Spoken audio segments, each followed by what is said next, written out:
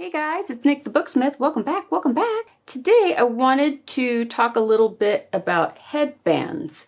And headbands are the decorative trim that goes around the top edge of the text block, well, also the tail end of the text block, between that spine edge of the text block and the spine of the book. They are put there for helping to reinforce that text block and to help the spine to stay intact. When somebody grabs it off the shelf, they tend to pull it in this direction with a finger like this, or a couple of fingers.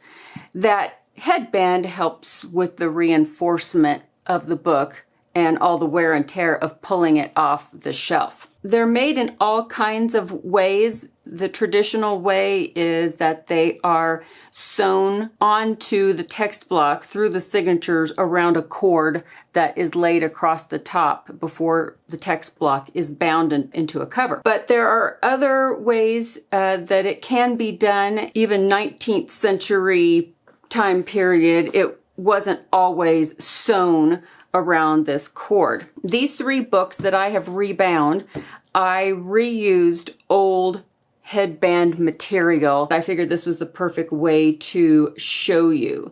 Now this one is a sewn with little different colored threads, but it wasn't sewn around a cord that was laid on top and then sewn through the signatures themselves. This was a pre-made strip of headband material that the bookbinder just cut enough off of that would wrap around the edge of that text block, and then it was glued on.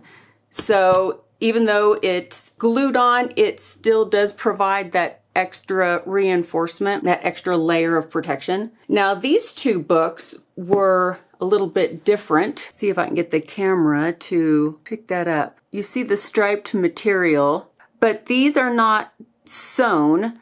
These are little pieces of striped material that was wrapped around a cord with a little tail left so that it could be glued onto the back. And these little stripes mimic the thread that would have been sewn and looped around the cord on the traditional kind of headband sewing. So let me show you a little trick to making the kind like this, like the fabric kind. And I got glue on my hand, sorry. And I have compiled a little pile, I've compiled a pile of some different things that I think work and I've used many times. So maybe they will work for you. I don't like to use anything that has too big of a pattern because then it becomes too obvious if it's too big. Zoom in a little better. So even something like this tiny calico will work fine. It's not going to be the exact same kind of look, but it will work fine. So we'll make one using this. And then this is a piece of upholstery material. And as you can see, it has little tiny stripes on the back. They are this all browns. And then on this side, you can see there's like a pale silvery blue in there. So we'll make some out of this, both sides. And then this is some miniature ticking pattern that I printed out onto a piece of white bed sheet or pillowcase material. And there is a digi page in my Etsy store that has ticking strips on it. And of course you can print it on paper and use it for all kinds of other things too, but if it's printed out on fabric, and I'll leave a link down below how to print on fabric, then it's like you make your own ticking material. So if you don't have anything lying around, but you might have some white fabric, you could probably just print some out. I used my inkjet printer, just took a regular piece of paper or cardstock or whatever, and I took a piece of the white sheet fabric. And what I would do is either take some double-sided sticky tape and run a perimeter of sticky tape and then maybe one down the middle. And then I lay the fabric on top, and then you cut around the edge of the paper. And then that way you don't have to try to cut the fabric and lay it on there exactly, because I wouldn't be able to do that.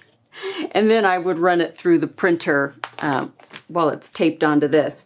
When it comes out of the printer, sometimes it's a little damp. Don't muck around with it, don't touch it, just leave it alone and let it totally dry.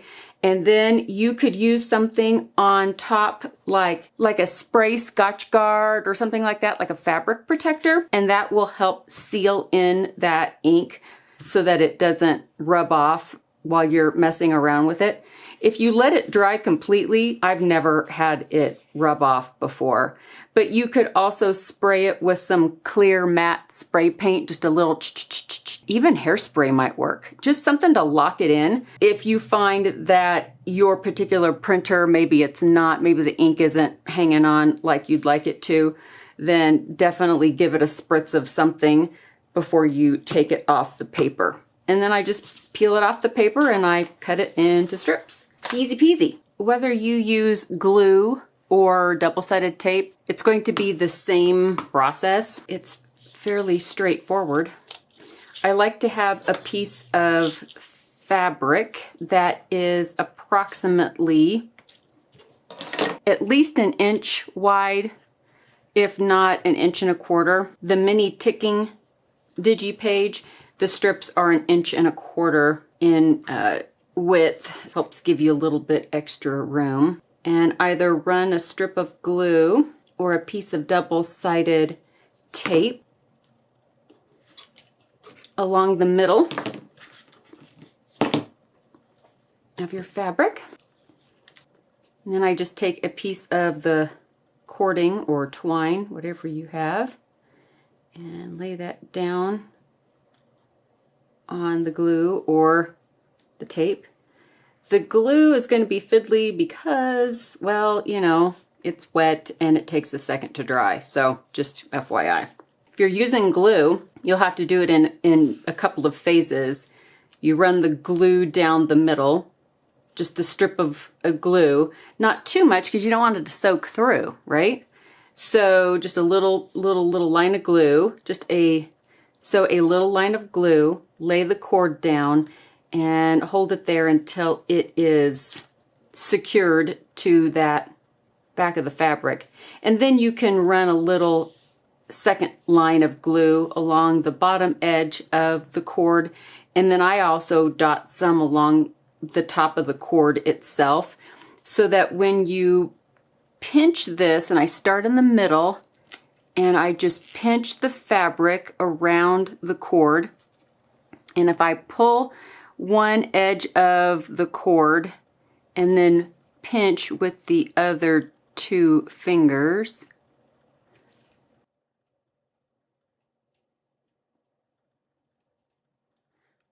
then that fabric gets folded around the cord, and you want it snug in there. You don't want the fabric that wraps around the cord to be lumpy and wrinkled. And so however you want to do it, whether you lay it down and fold it over a little bit at a time to keep it to where it's a nice tight fold around that cord, or you pinch, or whatever, you'll come up with your own method. Then I use my bone folder to snug that up. And there is a strip of prefab headband. The glue is a little bit more forgiving because you have time to monkey around with it a little bit before it dries, as far as getting it a nice snug fit around that cord. The tape, not so much, because once it's stuck, it doesn't like to be unstuck. So you can decide what kind of adhesive is best for your particular situation and tolerance level. No more of that cord. This upholstery fabric, it's a lighter weight upholstery fabric, or home decorators fabric, I guess. Not necessarily upholstery, just like a home decor fabric. But the glue is a little harder to get to stick on these thicker fabrics. So just FYI on that. The camera and pinch along that edge where that cord is.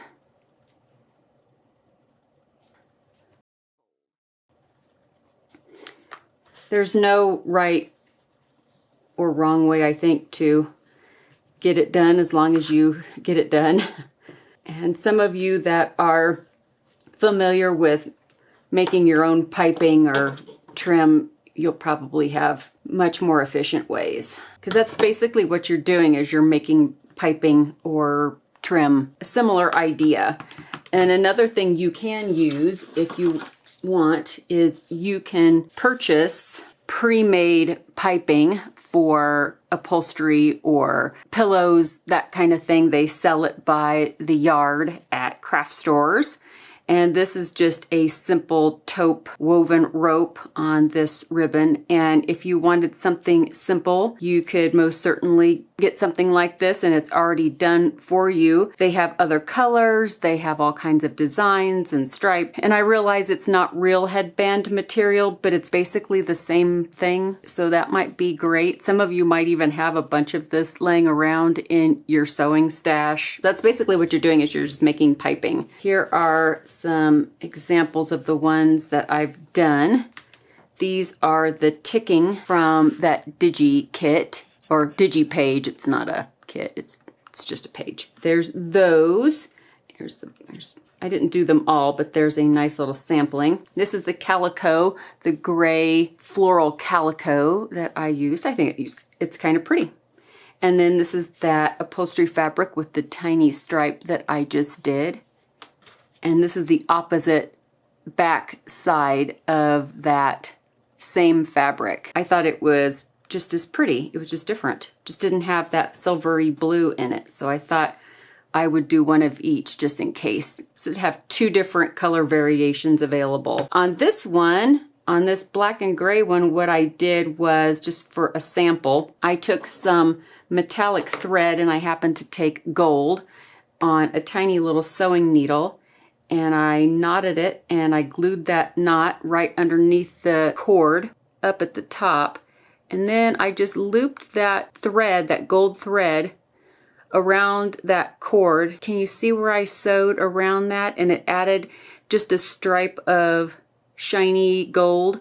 Then that way, when it's a headband, it'll have a little bit more interest to it. So that's kind of a little bit of a cheater pumpkin eater way of adding a little extra shine or fancy pantsiness to your plain ticking headband. So I hope maybe this gave you some ideas about making some headbands for your books and journals and notebooks and all that kind of stuff that you make. But just a real quick video that I wanted to get out there, because I make headbands all the time. I thought, I don't think I've ever shown that. And it's so easy. It's like anybody can do this. I bet just about everybody has something in their house that they can make it out of. Even if you don't have the cord, you could still use something inside there. You could probably use yarn, or you could probably use little strips of leather would probably work. There's all kinds of stuff that you could probably just put in there. It's just the cording or the twine or whatever is inexpensive, and most people have something like that lying around somewhere. But I hope you enjoyed this video and this little trick about making some prefab headbands. And everybody, I hope you're having a great weekend no matter where you are, and I will see you all really, really soon in the next video. Bye guys!